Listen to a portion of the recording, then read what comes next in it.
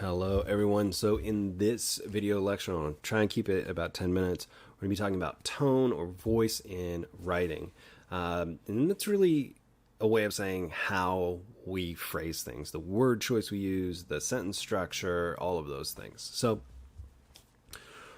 what is appropriate tone or voice for an academic or professional environment? And we're going to look at some instances of where people went wrong with this, but I want you to just pause for a moment, if you will, and scribble down, think about, stare at the wall. What is an appropriate tone or voice for an academic or professional environment? How do you write to your instructors? How do you write to colleagues if you're in a job that already requires you to write emails and things like that? So how do you conduct yourself? What words do you choose? What words do you avoid and things like that? So hopefully you said that appropriate tone or voice is grammatically correct, it uses clear and specific word choice, and it avoids informal language. Things like oops or my bad or damn. Those things are informal and inappropriate or unsuited to a professional academic environment. So let's jump forward, okay? So let's look at just some real world examples, and we'll talk about the repercussions here. So a good way to do this is to look at tweets, and these all kind of are similar and, in the way that some things were missed. So as we look at these, I want you to think about what the people creating these tweets failed to consider. So here's the first one. It's a real post. So this young person said, Cisco, which is a big company, just offered me a job. Now I have to weigh the utility of a fatty paycheck against the daily commute to San Jose and hating work. So it's tricky, right? Because the tone here, it's a tweet, so it's not an academic or professional tweet. However, the backstory of this is this person sent out this tweet. Cisco, who had offered her the job with the fatty paycheck, found this, and they said, you know what, about that job we offered, never mind. So she was not, she did not have that job when she, after posting this tweet.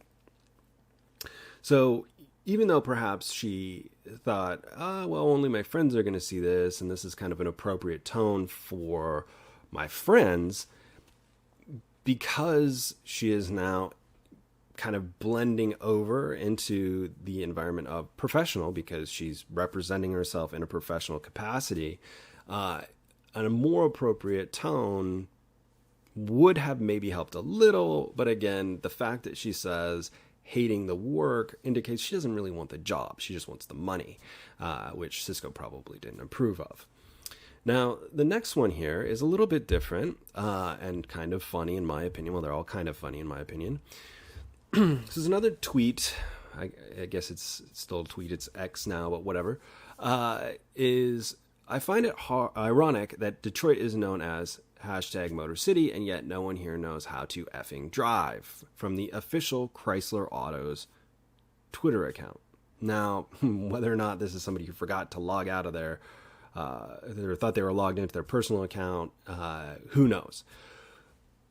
The problem here, as you probably already kind of tell, is that this is the official account of Chrysler Autos. So whoever had access to this, whoever posted this, at the very least, probably got a pretty severe reprimand, because this is really bad PR. It is not good for the company at all.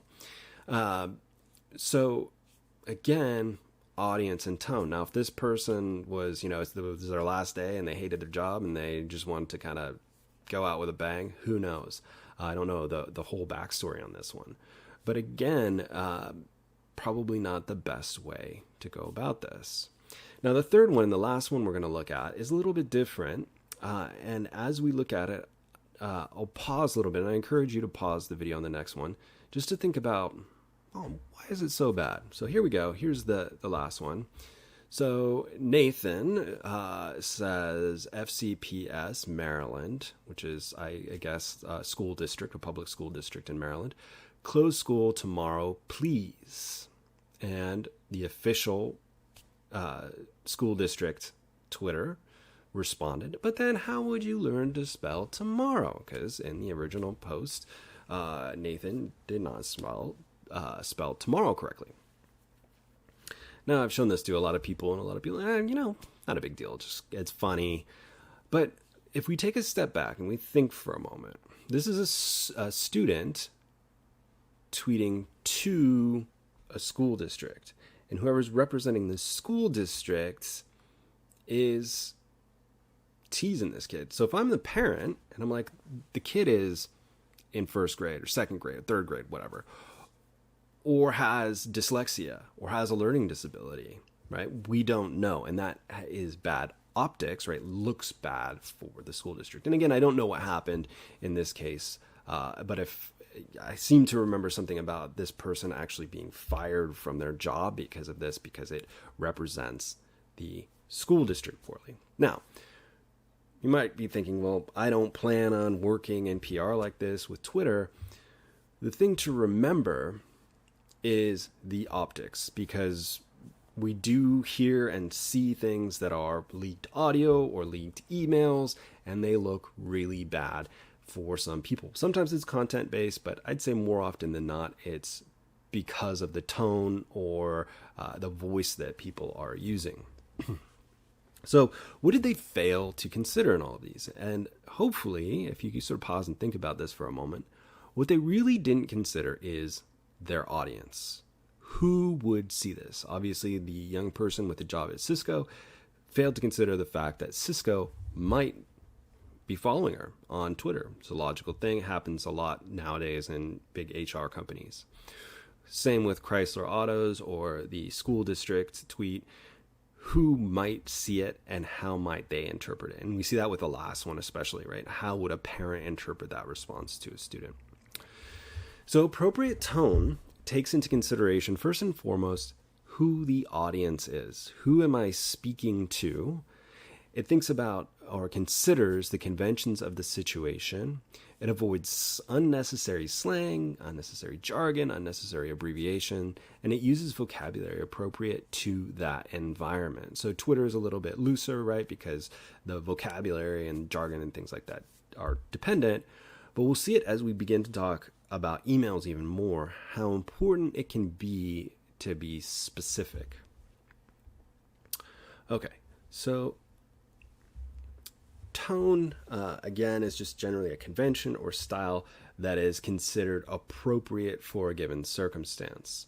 And if we look at kind of a more literary version, according to masterclass.com, tone typically refers to the mood implied by an author's word choice and the way that the text can make a reader feel.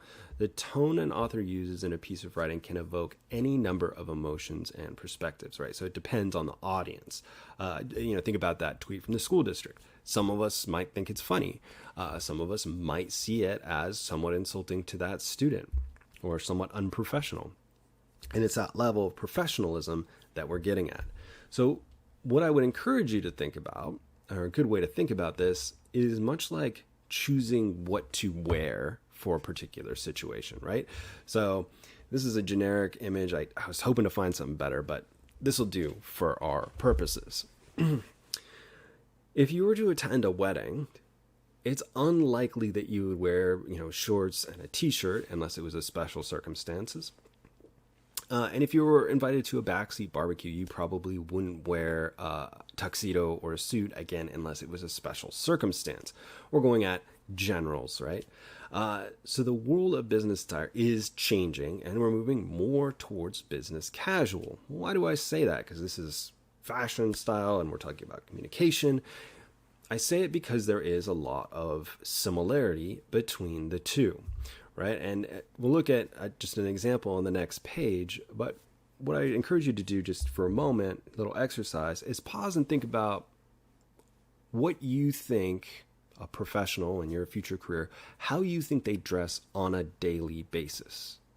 What types of things would they wear?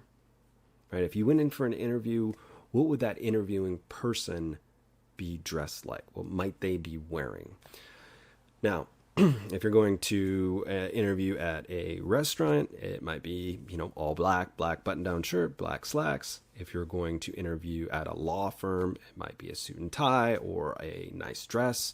So if we think about it, though, things are changing. So here are a couple examples, right? Top left corner from Mad Men, the TV show Mad Men. People used to dress like this. It was a convention that that people would wear a suit and a tie. Well, some people would wear a suit and a tie, have their hair very carefully styled, be very clean shaven, right? He's even got the little handkerchief in his pocket. And what we see on the bottom right is Ron Swanson from Parks and Rec.